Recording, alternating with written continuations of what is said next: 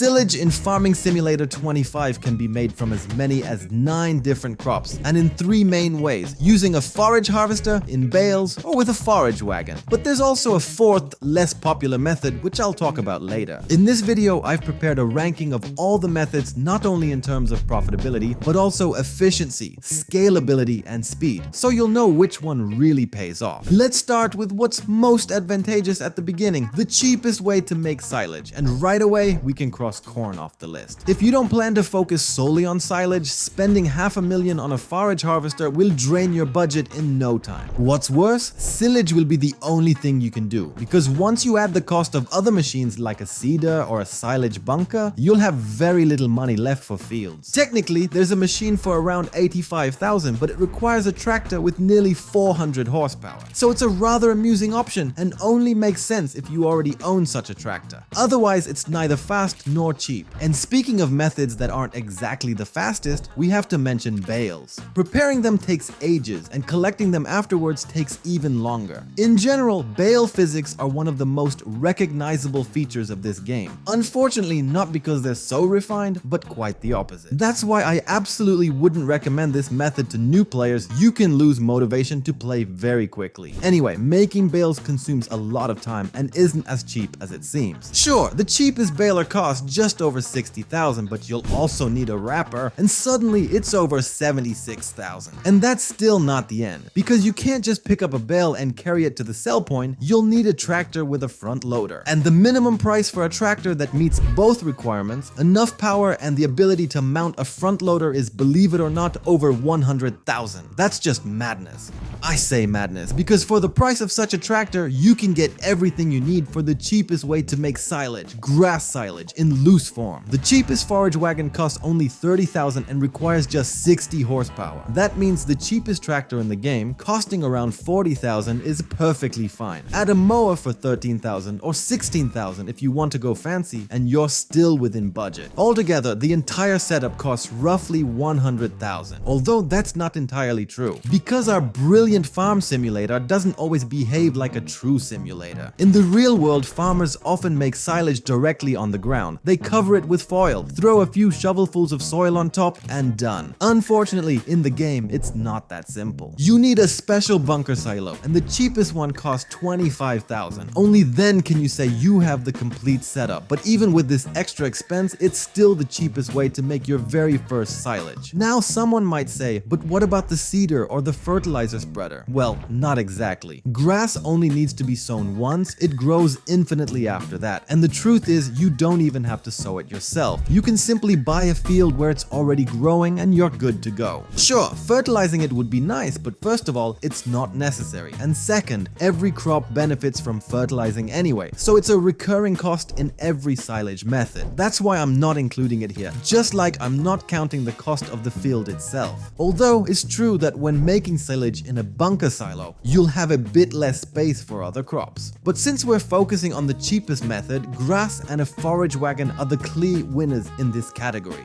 And now that we know what's cheapest, let's imagine a beautiful, magical, utopian world where our budget is unlimited, and the only criterion for choosing our silage method is speed. Theoretically, we've already established what the slowest method is, silage in bales, but is that really the case? I complained about this method earlier when working with a limited budget, because then you have to struggle, juggling the mouse and loading every single bale onto a trailer with a front loader. But with unlimited money, the situation looks different. You can buy a special trailer that automatically collects bales. That way, you no longer lose your sanity packing them manually. The problem is the bales first need to be made, and that's not exactly simple. With round bales, you have to keep stopping to unload the baler, which is mind-numbingly boring and takes forever. But here too, you have a choice. You can invest in a large square baler. Then you just shift into gear and drive straight ahead. Unfortunately, unlike round balers, square ones don't have built-in wrappers. That means you'll have have to drive around the field again to wrap each bale individually. And before any of that, you still have to mow the grass, which also takes time. To sum up, even with an unlimited budget, silage in bales remains the most tedious and time-consuming process. So let's get back to our beloved forage wagon. In this scenario, it doesn't have to be cheap. We can go for the best equipment. Instead of a front-mounted mower, we can use a self-propelled mower that cuts grass at an incredible 25 kilometers per hour. Sure, we can only collect it at 17 kilometers per hour, and that's still two separate processes, mowing and collecting, but it's far faster than using bales. Of course, we're only talking about the harvesting part here. With corn silage, in theory, you just drive onto the field with a forage harvester, and boom, done. Except corn has to be planted again every time, which means extra time and cost. If we compare only the harvesting process, the largest corn header has a working width of 9 meters and operates at 10 kilometers per hour. Meanwhile, the self-propelled mower for grass also has a 10-meter width, but works at an impressive 25 kilometers per hour, more than twice as fast. And if you follow the mower immediately with a loading wagon, the meadow disappears nearly twice as fast as the cornfield. The rest of the process, hauling to the silo and compacting, is identical in both cases. At this point, another question arises: scalability. Because if you don't have any friends to help out, or you simply prefer to play solo, and on top of that you don't want to use mods that expand worker capabilities like courseplay or follow me, then which silage method without any mods is the most scalable? In other words, which one can you handle alone on the largest possible area? Let's not waste time, we can immediately throw silage bales into the trash bin. Sure, a worker can neatly mow the grass for us, and if someone really insists, they can even rake it. But when it comes to baling, we have to do that ourselves. And if the baler doesn't have a built-in wrapper, we'll also have to do the wrapping manually. To make matters worse, while a worker can technically transport the bales to the farm or sell point, even with a trailer costing 50 or 90,000, we still have to load them ourselves. Too many steps rely entirely on us for this to be called a scalable solution. The situation looks a bit different with silage made using a forage wagon. Here too, a worker can mow the grass just fine. The problem is, if they do that, they won't collect it. So theoretically, this method also seems off the table. But there's a trick.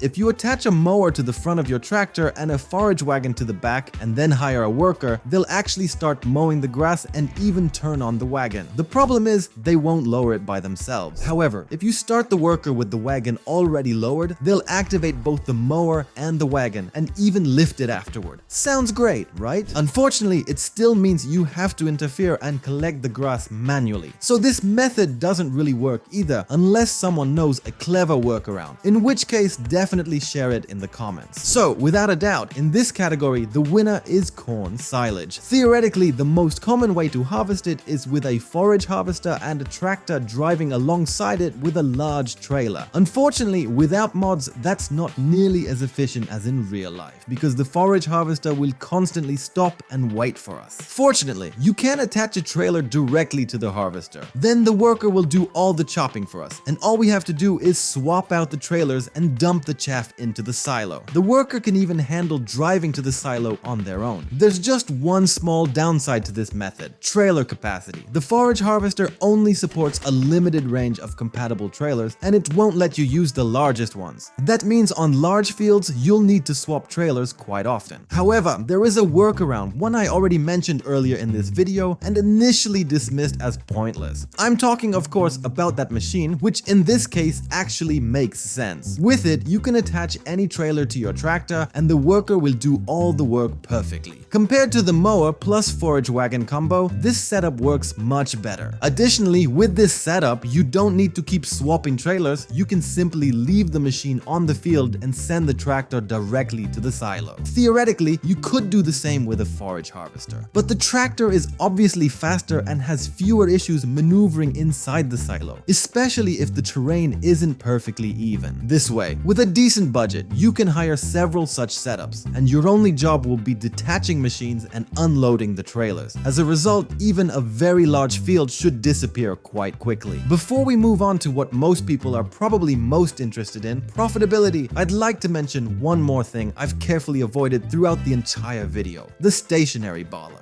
I haven't talked about it so far because I wanted to focus on the most popular methods. In this case, I see it more as a curiosity. Why? Because I wouldn't rank it highly in any category. It's not fast since you have to transport material to it manually. It's not efficient because you still have to collect and stack the bales afterward. And it's definitely not cheap. So I treat it more as a novelty than a real alternative, kind of a hybrid for those who can't decide whether they prefer baling or chopping silage. You can harvest with the forage harvester and then press it into bales. And now we finally come to the most important question. Which method is the most profitable, meaning which one makes the most money? The answer is quite simple: corn silage. I know this because I tested all the money-making methods in my series, and in the episode about crops, corn silage turned out to be the clear winner. But that's only in theory, because yes, you earn the most per hectare, but each time you have to replant that hectare from scratch. In the case of grass, the profit is smaller,